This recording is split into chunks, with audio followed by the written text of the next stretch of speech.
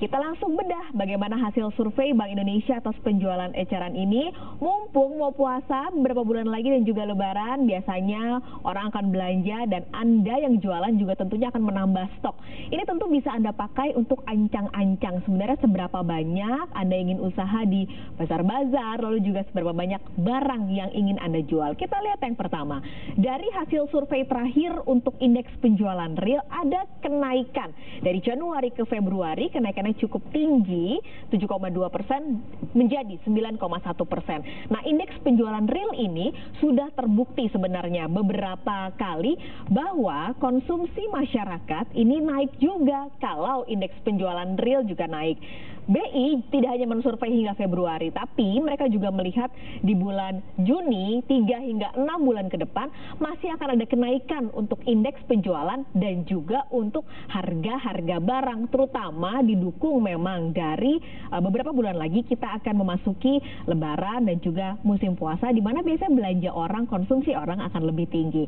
Kita lihat lagi data yang lain. Nah, ada penyokongnya dari kenaikan di Januari ke Februari. Ada dua, saudara, yaitu sandang ini kenaikan atau menjadi 33,7%, sementara barang budaya dan rekreasi menempati posisi kedua, 26,5%. Sandang ini, kalau tadi kami ulang informasinya bahwa Aprindo melihat ada memang kecenderungan yang berbeda dibandingkan dengan tahun-tahun sebelumnya, yaitu konveksi garment ini banyak sekali mendapatkan pesanan dari pemilu karena kampanye, adanya APK, lalu juga barang-barang untuk parpol-parpol ini ikut berkampanye, ternyata menyumbang dari indeks penjualan real terutama untuk sandangnya. Begitu juga untuk barang budaya dan rekreasi. Apa sih ini salah satunya? Ternyata, saudara, yang menarik adalah penjualan ini didukung oleh naiknya penjualan mainan anak-anak. Nah, ini juga bisa jadi catatan untuk Anda yang nanti mau jualan untuk lebaran, tidak hanya sandang ternyata, tapi juga mainan anak-anak. Ini mulai menjadi hal yang disisihkan uangnya oleh para orang tua. Apalagi nanti lebaran ini kan datangnya bersamaan dengan musim sekolah atau musim libur sekolah, musim pindah semester. Biasanya nih orang tua akan memberikan hadiah untuk anaknya.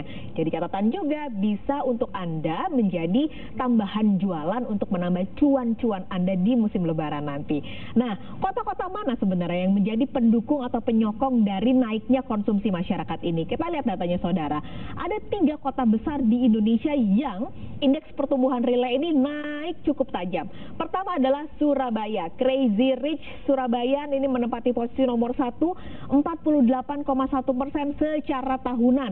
Disusul ada di Sulawesi, yaitu Manado, 34%, baru setelahnya Jakarta. Ternyata tidak terlalu setinggi kota seperti Surabaya dan juga Manado, disusul oleh Makassar. Nah, daerah-daerah lain yang ternyata pertumbuhan penjualan realnya ini turun, yaitu Bandung dan Denpasar, yang biasanya didukung oleh wisata. Ini kan Bandung ya, banyak sekali factory outlet, ternyata penjualannya turun cukup tajam, 10,3%, Denpasar turunnya 1,4%. Nah, kalau kita lihat dari datanya, ini tentu cukup membahagiakan karena pertumbuhan ekonomi Indonesia ini kan masih didukung oleh konsumsi dari masyarakat. Kalau ini naik, berarti konsumsi masyarakat naik, berarti ada kecenderungan pertumbuhan ekonomi di masyarakat ini sudah mulai sedikit membaik.